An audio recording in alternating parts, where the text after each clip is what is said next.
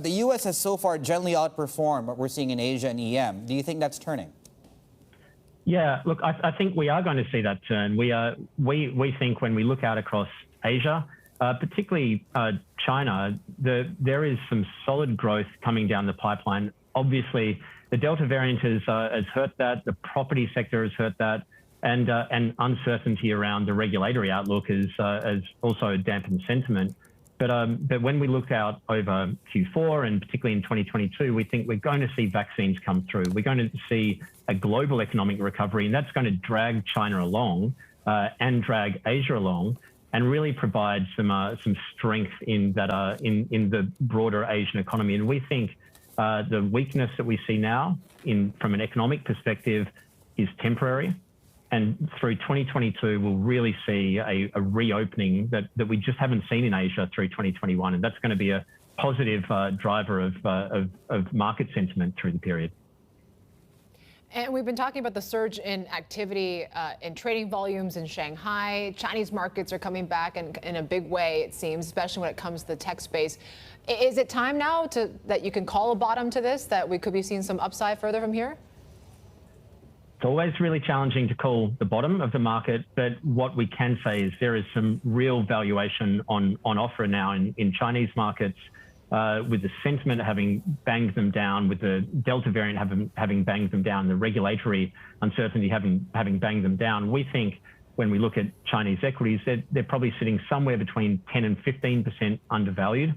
That provides a fair bit of upside. We think right now risks are well and truly skewed to the upside. And they haven't been that way for some time.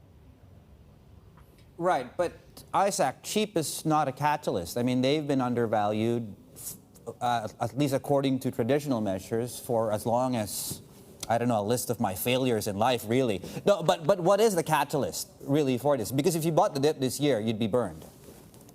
Yeah, that's right. I think that what we're looking for here is a catalyst of a move away from zero COVID policy that has been really dampening the outlook for China, and they're going to have to move away from that towards the end of this year. They're going to have to move towards reopening the economy. They're going to have to move towards supporting growth. That's likely to come through from further reserve requirement ratio cuts, more targeted monetary policy, and we've heard that that's started with liquidity being provided to small and medium enterprises.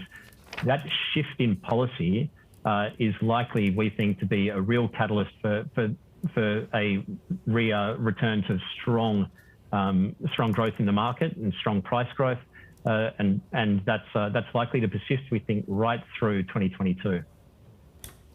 And yesterday and today, we're starting to see a little bit of this yield pickup globally in sovereign bonds after what we heard from the ECB. I think we've seen so many false starts, whether it's time to start pricing in this whole tapering that we've seen from the Fed and whatnot, and yields really haven't been able to punch higher than, 1.3% at this point. You're saying, look, we need to see it rise to 2.5% to 3% for the U.S. 10-year before it becomes bad news. But do we ever get to that kind of level at the moment? And what would actually trigger that? Yeah, I mean, right now, low yields at this point in the cycle is just not good news. It's saying that investors doubt the durability of the recovery, particularly when you look at the real yield being so deeply negative. That's not a good sign. I think the Fed needs to move towards tapering. They know that. They need to allow the bond yield, the nominal and the real yield, to drift higher. That needs to be reflective of investors believing that there is a durable economic recovery, believing that we're going to get to the end of the Delta variant and growth and inflation will normalize. That's not going to happen over the next quarter. It's not going to happen over the next 6 months, but tapering will begin over that time frame. And once we get to that start of tapering, we're going to see, I think, bond yields start to drift higher. And we do think that a 10-year Treasury at 2.5% to 3% is pretty likely by the end of 2022.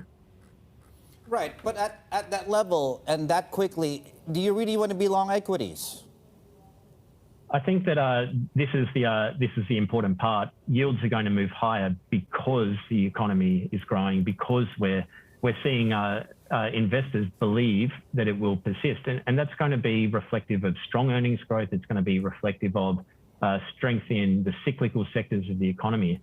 So we know and we've seen in the past that higher bond yields don't necessarily cause a break in an equity market rally.